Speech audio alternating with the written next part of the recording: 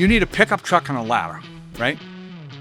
It's sad to say, if you were a doctor, you'd have to go to college for, I believe, 4, 8, sometimes 12. There's a lot of time put in that. They don't just give a stethoscope to, every Tom, Dick, and Harry, right? But if you got a ladder and you got a pickup truck, when you're driving up the driveway, the homeowner thinks, here comes another roofer that's going to give me a price, That is so far from the truth. It's crazy.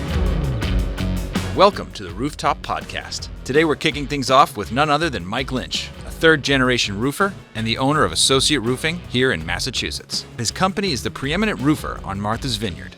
Mike's expertise in the roofing business is second to none, and he has some great stories from his life in the business. Mike, I feel personally invested in this because, our agency, our marketing agency, has been working with you over the last 2 years to, one, create content, but also drive leads and get involved in your business to the point where we're helping you bring on new customers and clients. So we're very invested, and it's been great working with you and learning about roofing while we do that. So I'm excited to talk to you about that today. I'm excited too, Pat. I really appreciate it. Roofing is what I do, and it's my passion, and I live it 24/7, so I'd love talking about it. So let me know what you want to hear. So, Mike, one of my favorite things about you, I've been working with you for a while, is I'll often tell people, I know a roofer, if they were going to cast a TV show about roofing, like on some home improvement network, I got the guy. If they had 20 of the best roofers in the country come in and try out for the casting, this is the guy. So I was down in Naples, Florida, and I told a guy that my wife and I were sitting at the bar, and a guy asked, what do I do? And I said, I run a marketing agency. And one of our clients is an amazing roofer. He's hilarious. He's really good at what he does. He's a great company. And I said, in fact, I guarantee you, if they had a roofing TV show, this would be the guy cast to be on the show. And he goes, nope, I know a guy. I got the guy. And I go, oh, I don't know. I think I got the guy. He's like, no, I definitely have the guy. And I said, well, my guy's name is Mike Lynch. He goes, so is mine. We were, obviously we're sitting here in Massachusetts and we were down in Florida, and I know you have a place down in Florida, and apparently he must have met you. And I thought that was the funniest thing because we were both adamant that you would be the guy to host a national roofing. But you have so many amazing stories about your life in roofing. And can you just tell me a little bit tell the audience a little bit about it? I grew up in a family of roofers. My grandfather since 1932, my dad was president of the Roofers Union. I'm the oldest of 5, and so my brother Paul, my brother Brian, and myself ended up following in my dad's footsteps. My brother Paul and I stuck it out, and we stayed in the industry. So this is 2025. I'm approaching my 51st year doing this. God, sounds like a long time, huh?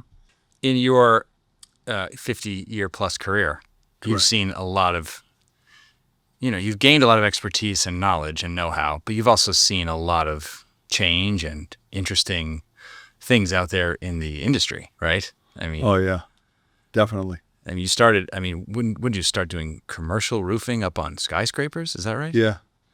Yeah, that's the funny thing that, today I'm specialist in like high-end residential. And I started on skyscrapers. I always say to people I do, they say, you do roofing? What kind of roofs do you do? I do anything from skyscrapers to birdhouses, we do it all. And that's a pretty accurate spectrum because there's nothing we don't do. If it's got a roof on it, we do it. But yes, I did. As a young kid, I literally, I remember people are so freaked out at heights, and I used to have my lunch just to tease people. I had my legs over the parapet wall on the Hancock Tower or somewhere like that. And it was a little scary and dangerous, but it was very intriguing as a little kid. I really appreciated the views, My father wasn't too keen on that idea, but yeah. So I grew up doing commercial skyscrapers in the Roofers Union. That's what I did, all commercial stuff. How did you transition to becoming, for people who don't know, on Martha's Vineyard, where we have 20, 30, 40, $50 million houses, celebrities, CEOs, you're the preeminent roofer down there. Associate Roofing is the roofing company on Martha's Vineyard, and you're doing these really, really incredible homes. How did you transition from a kid hanging his legs off the Hancock Tower to doing these, to working on these amazing homes? Yeah, that's an interesting question. as soon as you asked that question, I visualized how mad my dad was at me. You know, you're probably wondering, wow, where's he going with this? But I'll tell you. My dad was the president of Roofers Union, okay? And in the Roofers Union, carpenters did the shingles. That was considered a carpenter's part of the roofing business, if you will. So when I started doing side work on Saturdays, that was taboo in the Roofers Union. You know, my dad would be, you know, you can't do that. You're a union, thorough, full-blooded, you know, you never do scab work or non-union work. And I'm like looking at my dad, but Dad, I make so much money on a Saturday. I have to do Mrs. Jones's shingle job, you know? So that's honestly what took place. I can remember my dad being really, really serious about how union, you know, I had to be. I didn't have it in my blood like my dad did. So I'd work all week long in the Roofers Union, worked alongside of some of the most unscrupulous people I've ever met in my career. I'm talking ex-convicts, bank robbers, ex-murderers. And I really felt like I was in a crazy place, and I really was. I was a young kid, but my father was a very caring guy. He took care of a lot of people on work release programs, and it was pretty shady, you know. It was a heck of a background. But I wanted to bring dignity and honor and a whole nother level. In my crazy mind as a kid, I wanted to be like, you know, the guy down the street that had the fancy car and the big college background and, you know, all that kind of look on the outside. Mm-hmm. And I wanted to change the way roofing was in my family, you know, my tradition. That's how I thought. That inspired the heck out of me. So on Saturdays and Sundays, I would do Mrs. Jones's shingle roof or some small, you know, facsimile of a roof. With the stuff I learned, and the money was just crazy. You know, I was good at it. I learned a lot. I'd get in, get out. And I'd look at the money on Monday. I go, let me see. I worked all week, 45, 50 hours in the hot sun for X, and I made 3 times that on Saturday, Sunday. So that motivated me. That's how I started. Working for Mrs. Jones on Saturday and Sunday, what region of the country were you in at that point? Probably South Shore. You know, I was a kid in Boston, grew up in Dorchester, moved out when I was 10, went to Situate, the Irish Riviera, they call it. Yeah. And my dad, I commend my dad for doing that. It was a really big step for my dad out of the city, you know.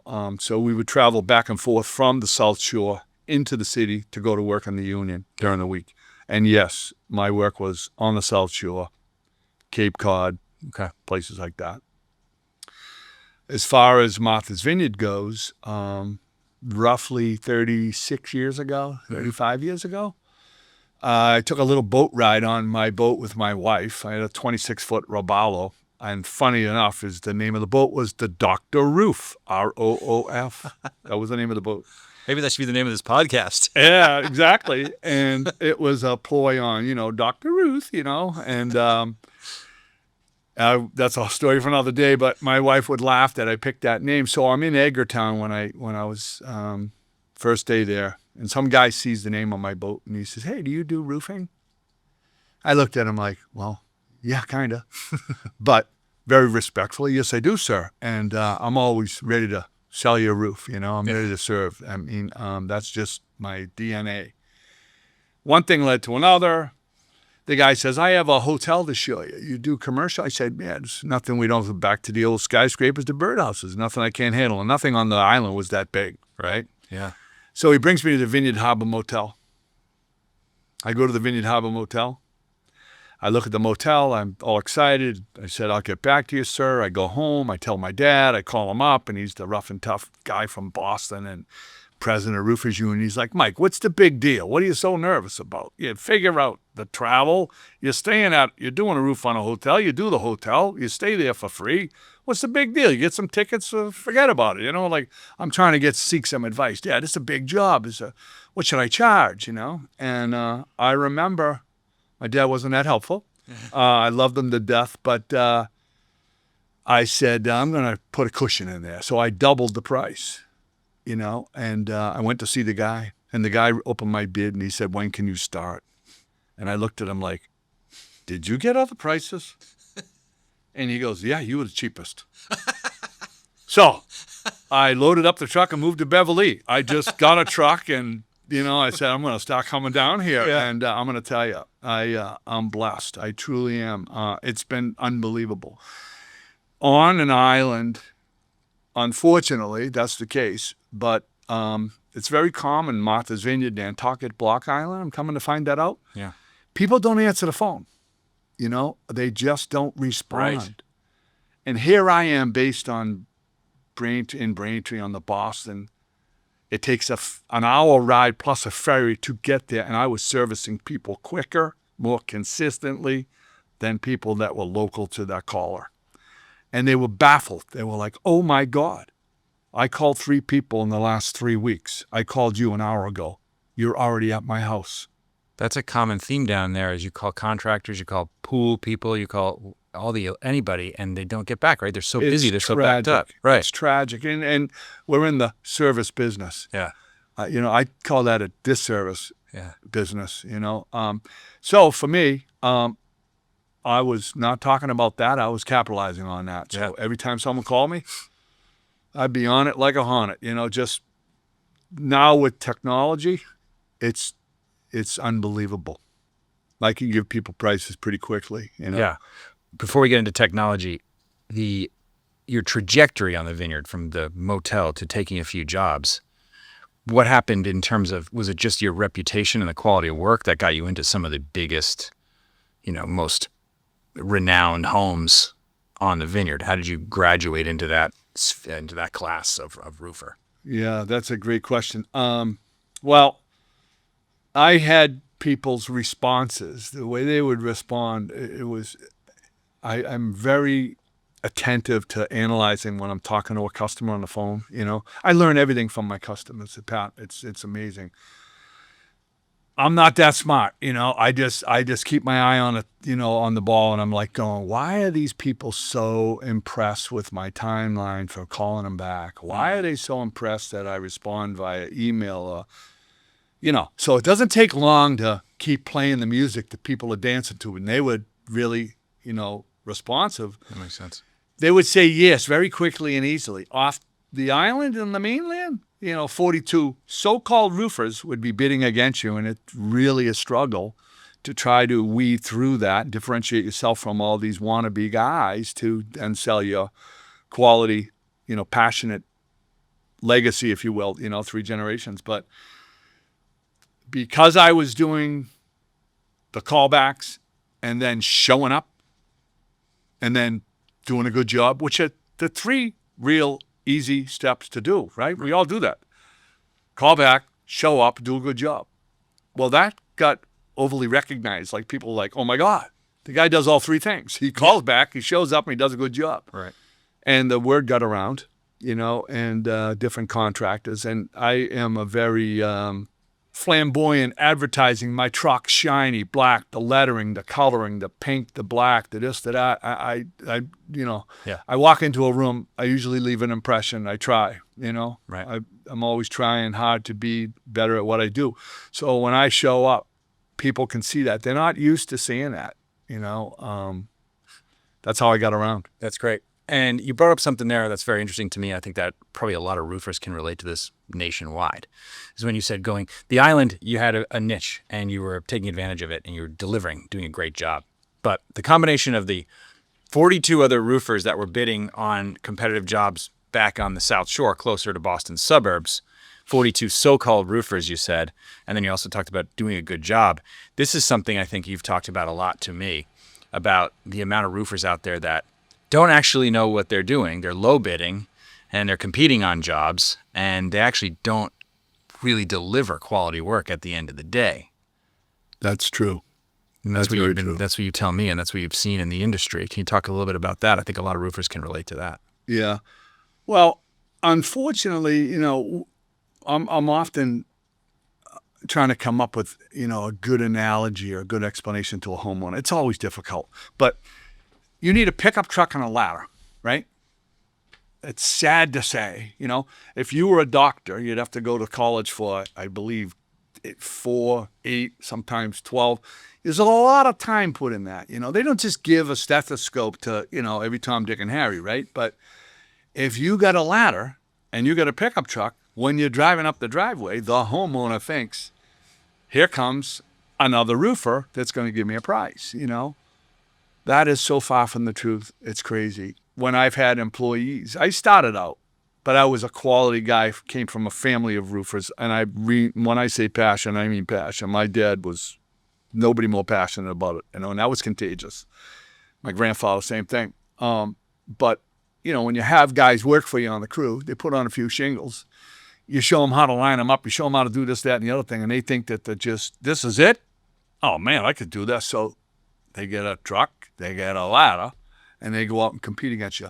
That is rampant in the roofing business. It's unfortunate, but it's so bad. Mm-hmm. And the homeowner, the consumer, they have no clue. But there's licensing, there's insurance, there's workers' comp, there's liability, there's employee payroll taxes, there's truck insurance, there's legitimately incorporated, companies. There's IRS. There's all that stuff. There's like running a legit business. Now, when someone falls off your roof, okay, that's when you find out, who you've hired, okay? Right. When the girlfriend or wife of that guy that was working in Home Depot and got a side job as a roofer falls off and breaks his back, you're going to find out the hard way that, that guy's not legitimate. That is so common. It's everywhere. And then the guys that, I have a lot of foreigners today working for me, which I'm so fortunate, and wonderful guys, Ecuadorian guys, Guatemalan guys. And I never thought I'd say these words that, I was always family, no subcontractors. It's like, there's not an American that I've ever known that works as hard as these guys. Sun up to sundown, you treat them with respect. And they're really grateful to you, You got to pay them right. There's a lot of guys that take advantage of them. There's a lot of guys that, not respectful. And I'm not one of those guys. That's why a lot of them call me. And I've had the same guy, some of them.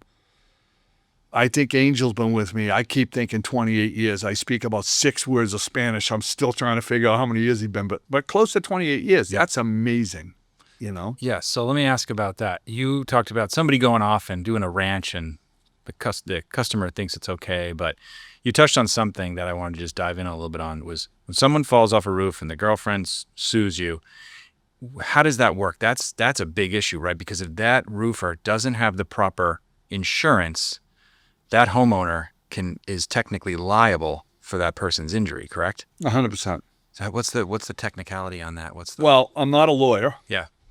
And but you prevent that a certain way.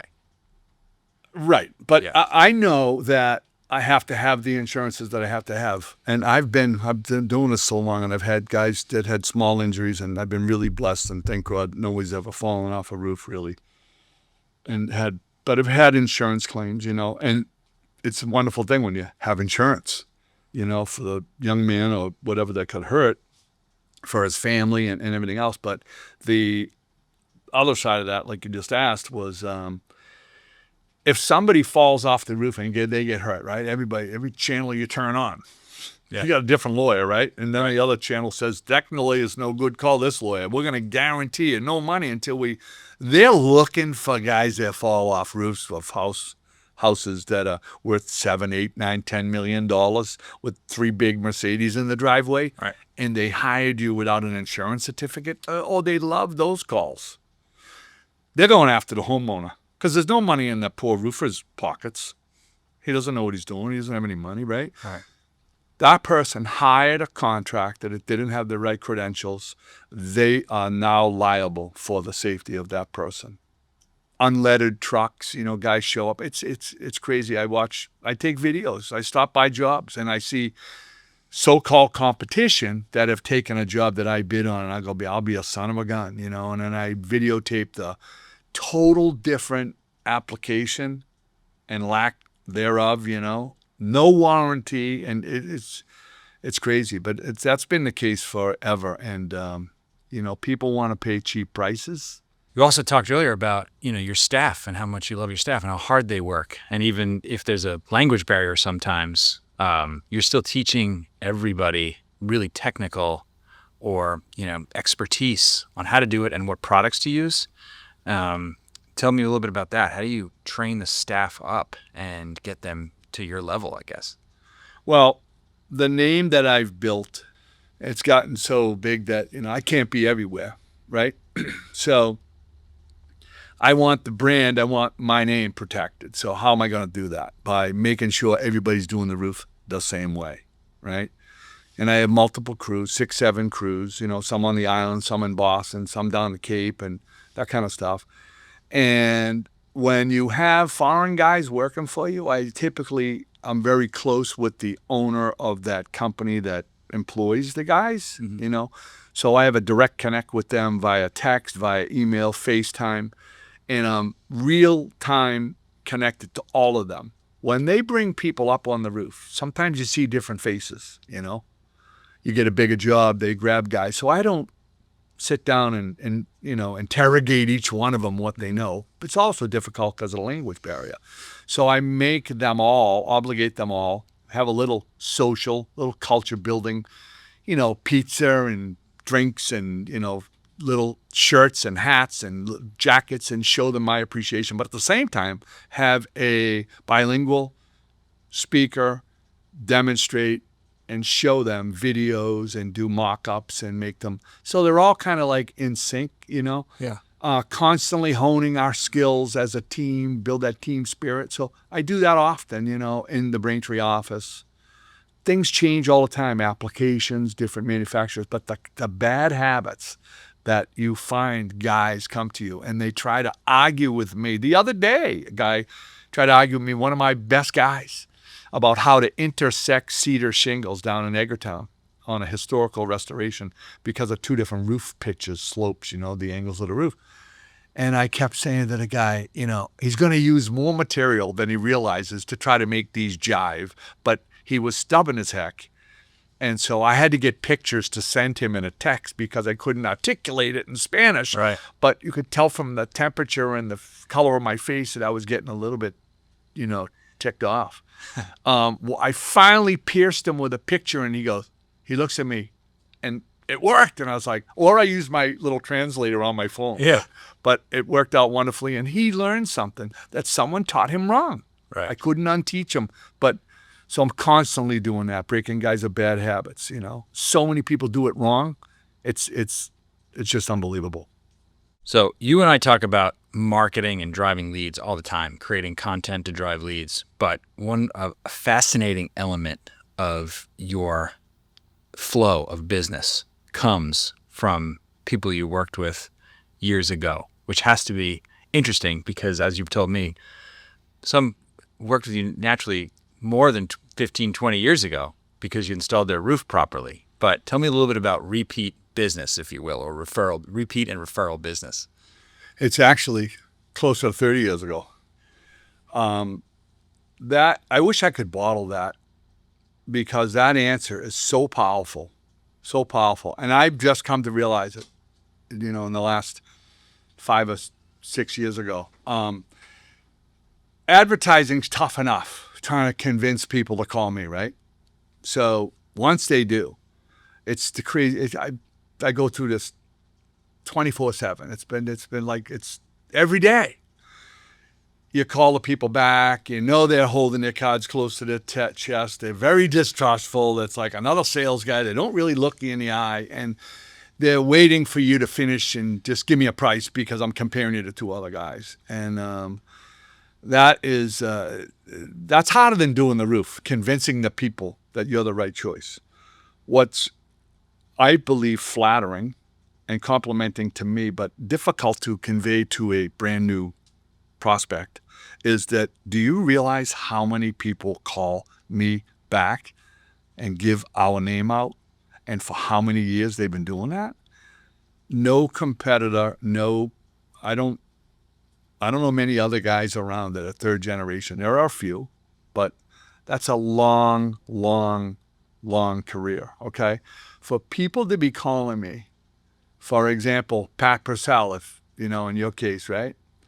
And I get on the phone, I go, hey, Mr. Purcell, how are you? Nice to talk to you. Geez, it's been he goes, Mike, this isn't Mr. Purcell. this is Pat Jr. Holy Toledo, Pat, were you the guy on the big wheel in the driveway that when I did the roof for your father back 30 years ago? And he'd be like, I must have been, because my dad's been gone for 10 years. Wow, what are you calling for? He says, I want you to come to redo the roof. I think it's been 30 years. It might be time to take a look. I said, that's the kind of stuff, to leave that kind of an impression that the kids remember me. I mean, that's crazy. It takes a lot to build a reputation. It really, truly does, People cry about price, so there's a 10 or 15, sometimes major 20% swing in price. We get a lot of repeat business that, I do a lot of marketing stuff with Purcell Marketing, and they're doing all kinds of, back information and trying to help me understand it and then showing me on graphs. But the amount of percentages of repeat business is crazy compared to any of the other parts of my advertising, and I'm proud of that. Absolutely. How do other roofers out there chase down that same magic? There's not many people around that could say that they have the background I have, right? Okay. So that's a real small, how many people have been doing this for 51 years? Almost everybody I bid against. I was looking at a website today. Matter of fact, I was going to send it to you. Just to see. It's a woman-owned business, roofing. I'm always on LinkedIn checking stuff out, thanks to you and all the stuff you guys have taught me with LinkedIn and different social medias. That's all foreign to me at my age. But, the old newspaper days and phone book days, those are gone, right? But a young lady, business, cool website, right? And then I look at Establish 2023. She's approaching 2 years in the industry. And there's trucks, but the story sounds like, oh, my God. And I really don't know what they know. Nothing against them. But in 2 years' time, they're getting in front of homeowners as a comparative number, to compare against the long-time guys that have been around. People, they feel they're doing their due diligence. I love that word, due diligence. That's like, be careful. It's like they're trying to get three prices. They think, I don't think I get three prices for almost anything that I do personally. Because you might end up getting the wrong guy. I go with referrals, quality people. I wonder how many of those people getting three prices are really just getting three prices to get the lowest price, right? And not really. How do they know how to do due diligence without referrals? I mean, it must be really hard for a homeowner to really vet the roofing industry. It definitely is, but you'd be surprised how many of them act and think that they really got this figured out, Yeah. And I tell them, I go, have you ever had a roof done before? No, first time. Well, I happen to sell them, and I have for 51 years, and I've done probably 20,000 of them. I can show you how to buy a roof. I can tell you what to look out for when buying a roof. And they're like, well, okay, and why don't you just get your number to me and I'll get back to you? Like how about, don't do the roof yet. Let's just at least talk about it. It's going to be on your house for 50 years. What's the rush? You have to make an investment. Make it a good investment. It's like, it's crazy, Pat. It's rampant. It's just, it really, truly is. And I drive by homes every single solitary day. Everyone that knows me, my dad, same thing when I was a kid, you're driving down the street. Oh, that's the roof I did over there. Roof. My daughter and my wife and everyone that knows me and is close to me are so sick and tired of driving around with me because I give directions by the way of the roof with the 6 shingles missing up on the left-hand dormer. You take a left at that light and then you go down and then you see the one with the slates all falling out where the church is next to, and they're like, what, huh? That's how I give directions. But honestly speaking, it's amazing how many jobs we've gone back to, drive by that I've seen, and I'll go, I was going to replace the flashings, I was going to flash the chimney, I was going to put in new skylights, I was going to put in new vent pipes, I was going to put in new gutters, and I drove by, and the guy did a layover on the same house, and the lady said I was more expensive than he was. So obviously she didn't know how to read a roof quote. You really have to educate the homeowner, the consumer. People need to lower their defenses a little bit and say, I got to make a good investment here. Let me listen to this guy, How about some great situations or great stories of a happy customer or a really elaborate roof that you did either on Martha's Vineyard or in and around Boston area? I remember a guy out in Chilmark Chilmark, Mass, which is up island on Martha's Vineyard, and I went out and gave him a price. Beautiful house. I believe that I left a pretty confident impression on him, but still I could tell, he was a little tight, and I was like, when I drive out of the driveway, I look in the rearview mirror a lot, and I said, you could have done a better job, I'm really hard on myself. I have been my whole life. I still am, and I'm hard on everybody around me to be better at what they do.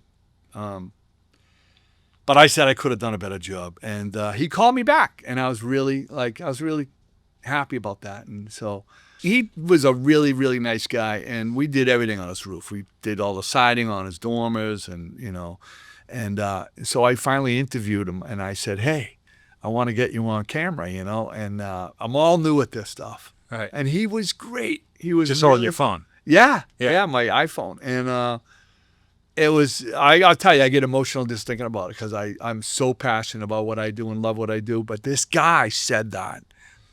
And it's on my Instagram, Mike at Associate Roofing.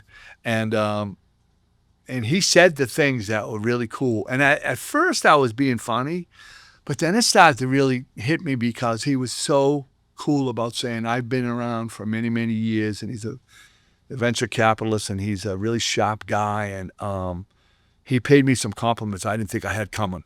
Yeah. Tell me about a little bit of the variety of different roof jobs on Martha's Vineyard. I've been, looking at all the film and the projects you've been working on over the last few years that we've been working together, and I just can't believe some of the variety of the different kinds of homes and roofs on the vineyard. Talk a little bit about that. Yeah. Well, fortunately, it's a beautiful island.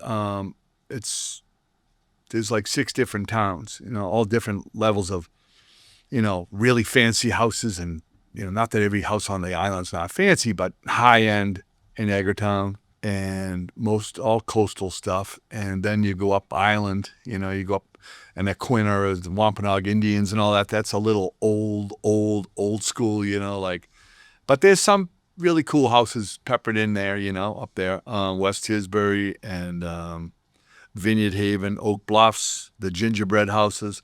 There's a real mix. Nothing like the mainland, but the gingerbread houses, they're like 150, 200 years old. It's a whole nother thing, and they're really, really ornate, and you got to really know what you're doing to work on them. Every time you touch anything, you step on them. You could step through the roof. They're not winterized. They're really, really old-fashioned buildings that require some real TLC. The regular homes, asphalt shingles, but there's an awful lot of second home owners that are very successful people that have beautiful second homes that require cedar roofs. There's all different types of cedar roofs out there. That's one of the things we specialize in out there, and I'm very proud of it. I mean, some really ornate houses, golf clubs, Vineyard Golf Club, the Edgartown Golf Club, churches. There's some really, really difficult and steep, churches. Not every guy that does roofing could even handle, never mind put the roofs on them. Some of the houses. Yeah, some of the jobs are pretty dangerous. Oh, yeah. Just based on the steepness of the roof. Oh, 100%. Especially those steeples, yeah. Sure. How cut up they are, how steep they are, and the logistics of where they're located, around plantings and pools and, landscaping. It's an art to do some of these, $20, $30 million plus homes, and do it in such a way that when the homeowner comes home, all they can't see the roof. I mean, they can see the roof from a distance. They don't know if I put the shingles on upside down or put on the right nails.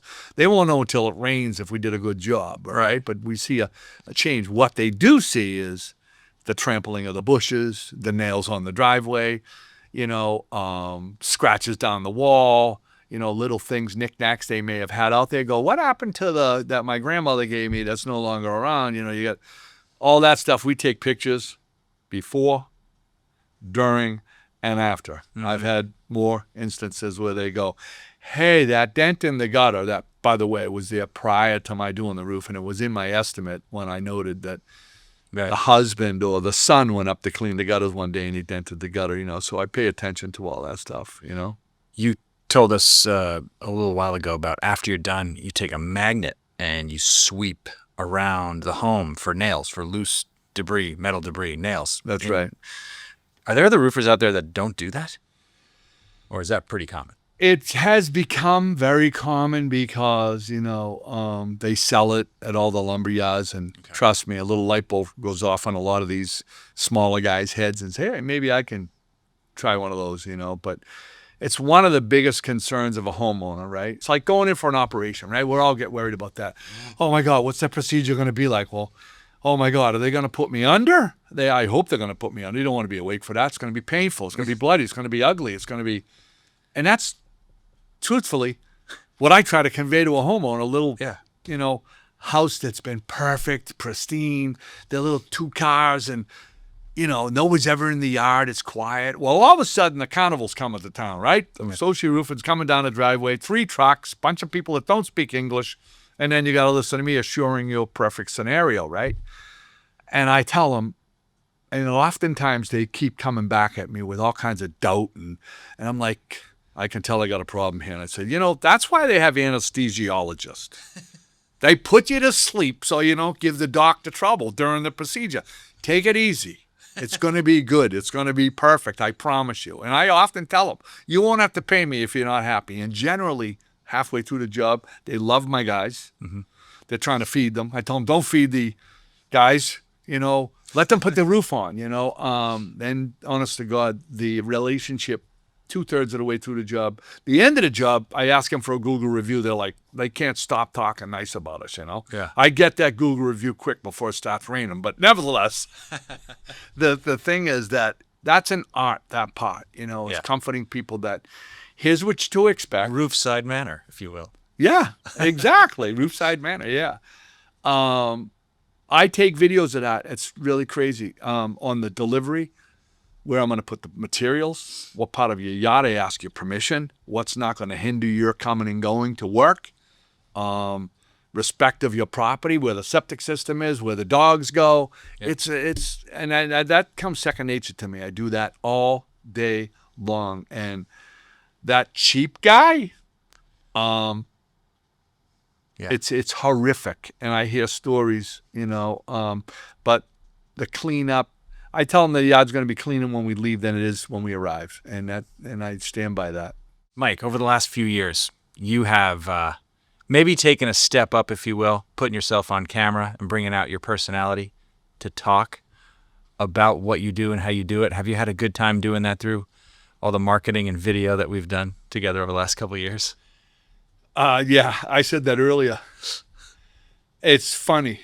I really enjoyed it. It's I look forward to it. I look forward to this. I was all excited about it. I was trying to rehearse, and it's unbelievable. What I really learned from you actually is people are seeing, my enthusiasm and passion for the business, Some of my friends are a little embarrassed for me, I think, but I think a little bit jealous too, because they don't have the nerve to do what I'm doing, and I was really scared. My wife, I think the first time I did this, it's like 10 o'clock in the afternoon to me. It's afternoon. I'm up at 4:30, 5 o'clock. Right.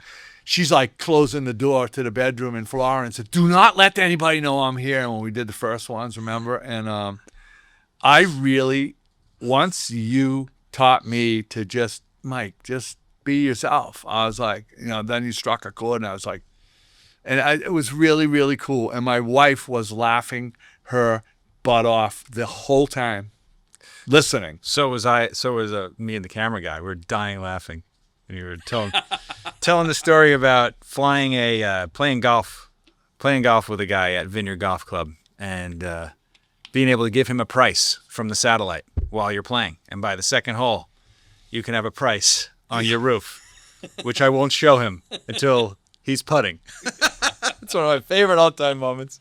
And you can hear us cracking up in the background. And yeah, it's been a real fun project working with you. You have incredible passion for what you do. And also we've learned over the course of the years of working with you is the skill and the knowledge is equal or even surpasses the passion, and learning all about different products and how it's done and how other people don't do it the right way and how you're training your guys to do it the right way. It's been really cool to see, and it's good to know that we're working with a company that's delivering what they promise and sometimes even above and beyond.